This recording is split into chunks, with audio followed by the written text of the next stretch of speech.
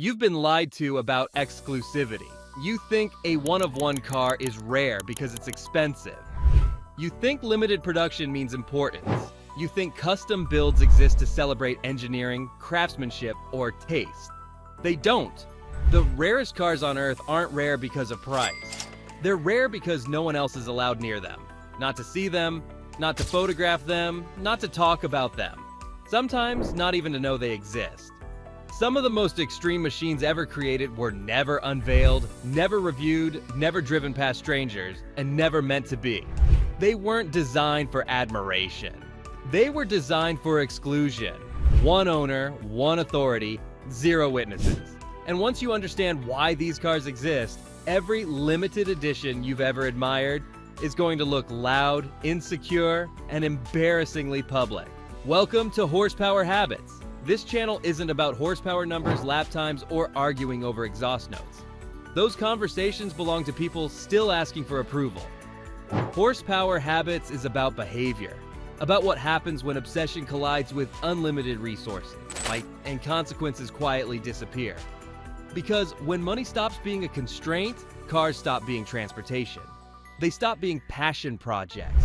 They stop being joy. At the highest levels, cars become leverage. They become unspoken signals. They become proof of dominance that doesn't require witnesses. And today we're talking about the most extreme version of that reality. Cars that exist only for one person. Car culture loves the phrase one of one. Manufacturers use it to justify price.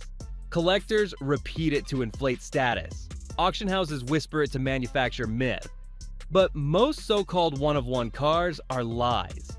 If a car is photographed, if it's cataloged, if it's marketed, if it can be freely resold, it does not exist for one person. It exists for the market.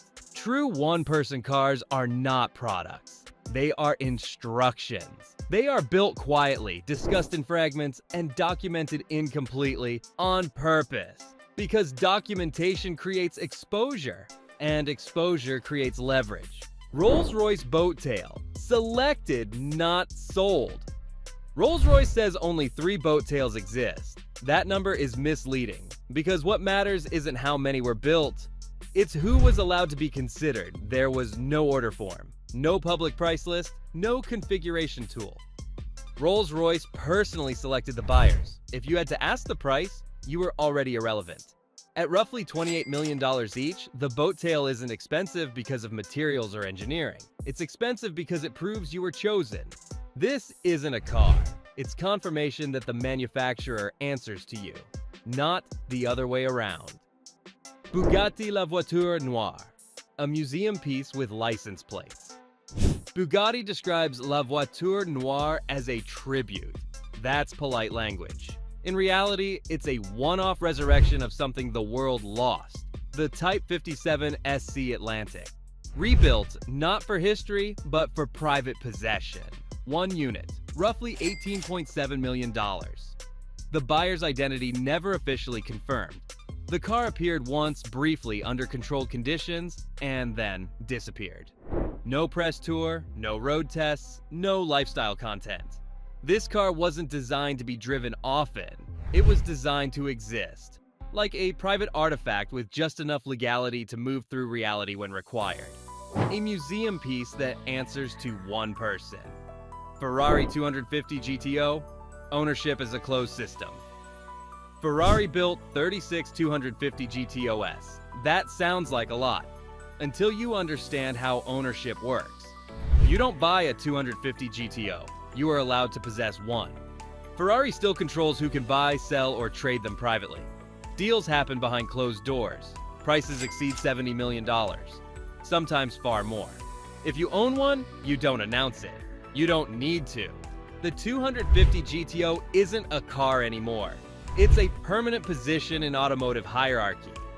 Pagani Zonda HP Barchetta. When the creator keeps one, only 3. Pagani Zonda HP Barchettas exist.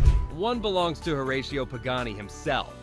That detail matters more than the price. This wasn't built to satisfy customers. It was built to satisfy a standard mass production could never touch. Exposed carbon fiber, Open roof. No attempt at mass appeal. This isn't exclusivity through price. It's exclusivity through refusal to repeat. Mercedes-Benz 300 SLR Uhlenhaut Coupe, never meant to be owned. 2 Mercedes-Benz 300 SLR Uhlenhaut Coupes were built. Neither was meant to be sold. This was the fastest car on Earth in its era, a machine so advanced it embarrassed everything around it. For decades, it stayed locked inside Mercedes' private collection, away from the public and away from comparison. Then one sold privately for $143 million. Not because it was available, but because Mercedes decided once to let it go. That wasn't a transaction. That was a coronation. Koenigsegg CCXR Trevita, when reality says no. 2 Koenigsegg CCXR Trevitas were planned. Only one survived. Diamond weave carbon fiber so complex and expensive, it effectively killed the project. The car didn't become rare because people wanted it. It became rare because reality rejected it. Sometimes exclusivity isn't intentional. Sometimes it's the cost of pushing too far. Aston Martin Valkyrie AMR Pro. Function without permission. 40 Aston Martin Valkyrie AMR Pros exist. That doesn't mean accessibility. This is Le Mans level engineering with no obligation to obey racing rules, road regulations, or practicality. No license plates, no compromises, no apologies. If you need justification, this car was never meant for you. Lamborghini Veneno. Visual Violence 9. Lamborghini Veneno coupes were built. 9 roadsters followed? The Veneno doesn't whisper power, it screams it. This car exists for people who want to be seen. And that's exactly why it sits at the edge of this discussion. Not all rare cars are quiet, but even loud cars are built for very few. McLaren F1LM, still humiliating the present. Only 5 McLaren F1 LMS exist. No driver aids, no screens, no forgiveness. Built to celebrate Le Mans' dominance, and accidentally created something that still humiliates modern hypercars. Owning one isn't nostalgia, it's a reminder that progress is optional. Porsche 917 K. Raw, dangerous, untouchable. Roughly 25?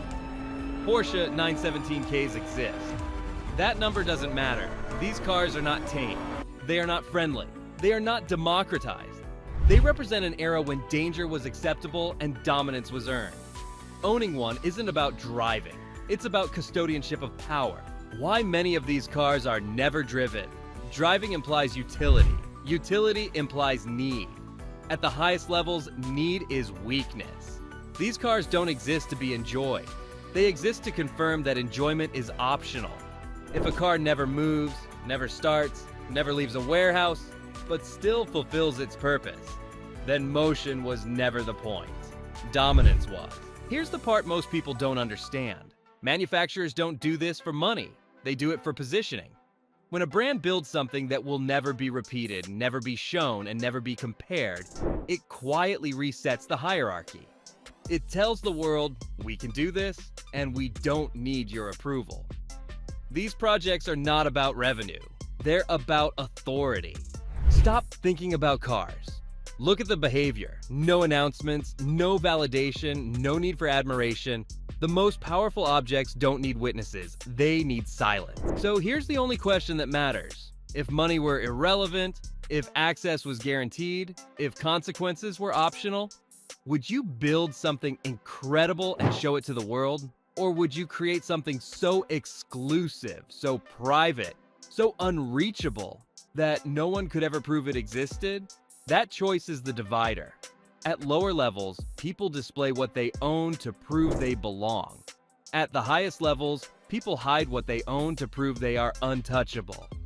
Visibility becomes weakness. Silence becomes armor. That is what horsepower habits exist to explore. Cars are just the lens. Control is the subject. If this made you uncomfortable, good. That means you're paying attention. Subscribe if you're interested in how power actually behaves, not how it's marketed. And tell me in the comments, would you be seen or erased? Because the people who control the most are never the ones asking to be noticed.